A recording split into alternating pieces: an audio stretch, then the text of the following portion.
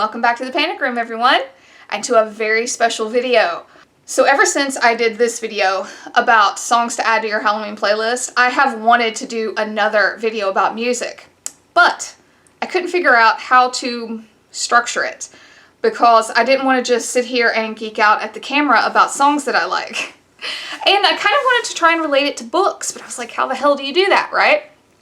Well, Brandon came to my rescue with a comment under that video. He recommended a band that I subsequently went on a deep dive on and found out that they have a song about Edward freaking Gorey, who, if you watch my series, Pax's Little Library of Horrors, you know that I am a massive fan of. So this got me thinking, how many songs are out there about horror novels or horror books? You know, I feel like we all know things like Catcher in the Rye by Guns N' Roses. You know, that's very much in your face. But I really wanted to find some really kick-ass horror songs for your horror books. And also, Brandon, I don't think, makes content for YouTube, so I can't really tell you to go subscribe to him. So what you should do is, if and when he comments under this video, you should totally like it. Because this video would have happened if he hadn't left that comment under the last music video I did. So thank you, Brandon.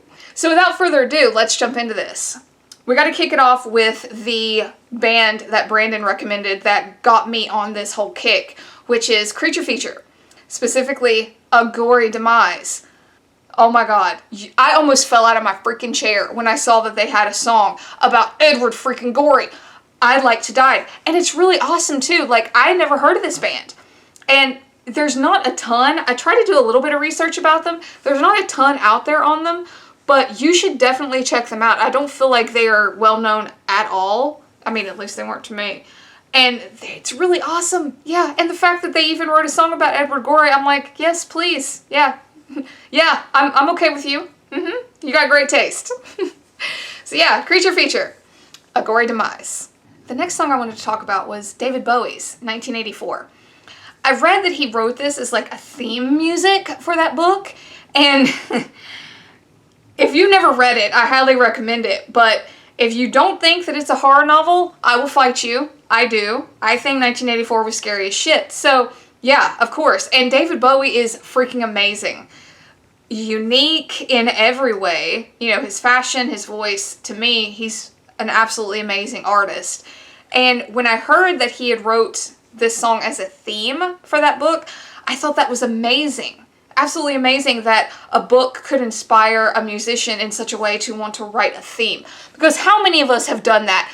Admit it, in your head, you have had like themes. Like, you know of a song that fits a book and you're like, you kind of connect it in your head. I know I can't be the only one in the world that's done that. But here we have an amazingly talented individual that actually freaking did it. And yeah, I don't think that George Orwell's people like signed off on it, but it's still an amazing song. So you should check it out. David Bowie, 1984. So the next song I wanted to talk about was A Skeleton in the Closet by Anthrax. Now, my boyfriend is a huge fan of Anthrax and a lot of the bands from that particular era, but I personally had never heard this song. And yeah, when I found out that this song was based on the novella Apt Pupil, I freaked because I loved Apt Pupil. If you've never seen that, there's a movie too. If you've never seen that or read the novella, it's Stephen King. I thought it was amazing. It was very psychological, and you know, I'm interested in that particular part of history anyway, so it really piqued my interest. But yeah, to find out that there was a song by Anthrax, no less, that was based on it, I thought that was absolutely amazing. So, of course, I had to go give it a listen, and it was awesome. So, I'm a big fan. I've always liked Anthrax. They've never been one of those bands that I'm just like gaga over, but I've always liked them. So, it was pretty easy for me to track down and talk about with him. You know, he had no idea it was based on that, and he's a big fan of Apt Pupil. He's never read it, but he likes the movie, so it was pretty interesting to him too, as a fan of the song and a fan of the movie, to make that connection. So yeah, Anthrax, A Skeleton in the Closet. Oh, and the next one, holy god.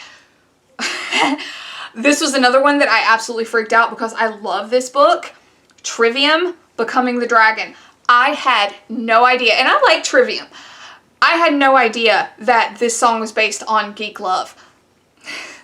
I adore that book. I know a lot of people hate it. I don't know why.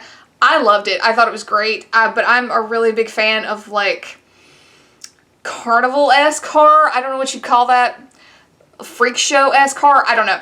But I loved the book. And when I found out that Trivium had a song about it, I was like, wow. I loved this rabbit hole. If you can't tell, I loved this rabbit hole that I went down on YouTube. So yeah, Becoming the Dragon by Trivium. Apparently he took the book in like a different direction than most people for this song as far as his inspiration was concerned. And I just love the fact that there's a song that exists about it. Yeah, so it's making it onto the list. Becoming the Dragon, Trivium. Another one that may be more well known is the Bauhaus Dark Entities. Now, I'm a fan of the Bauhaus, and when I was thinking about songs to put on this list, it hit me to put Dark Entities because it retells the story of Dorian Gray, and that is one of my favorite classic novels.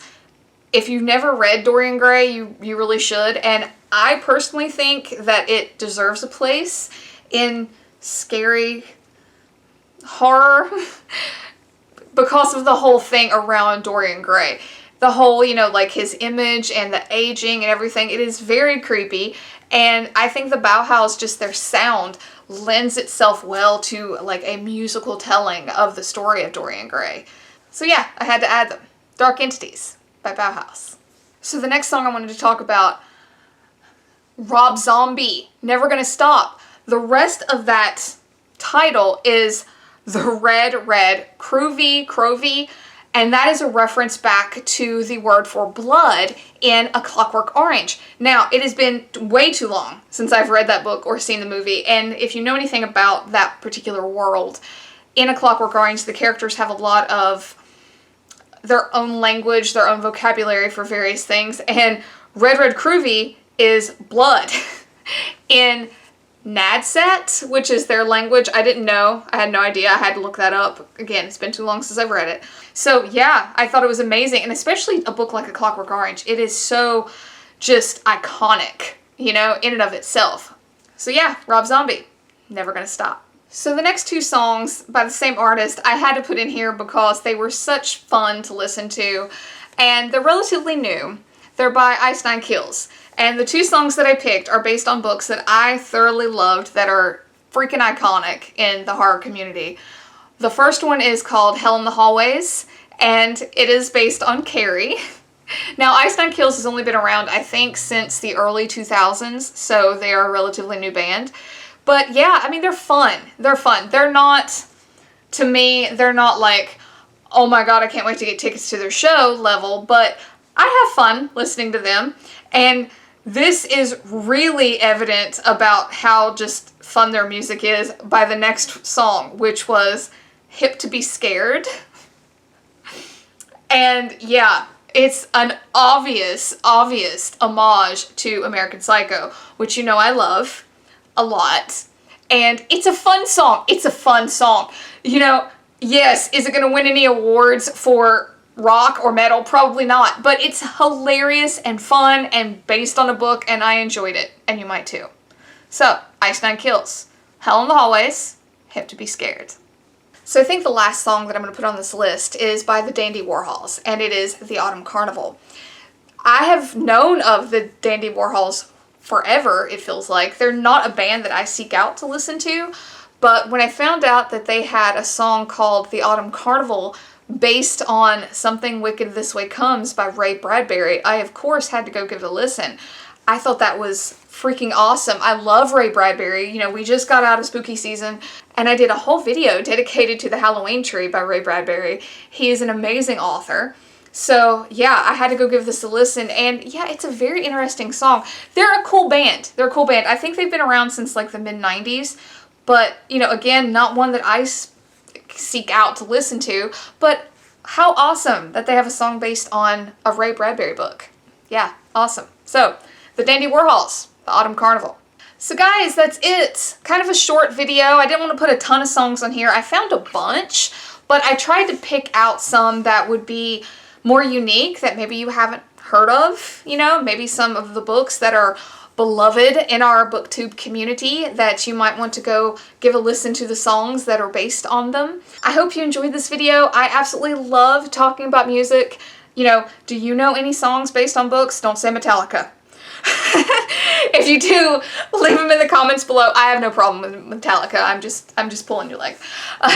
But yeah, leave them in the comments below. Any songs based on books?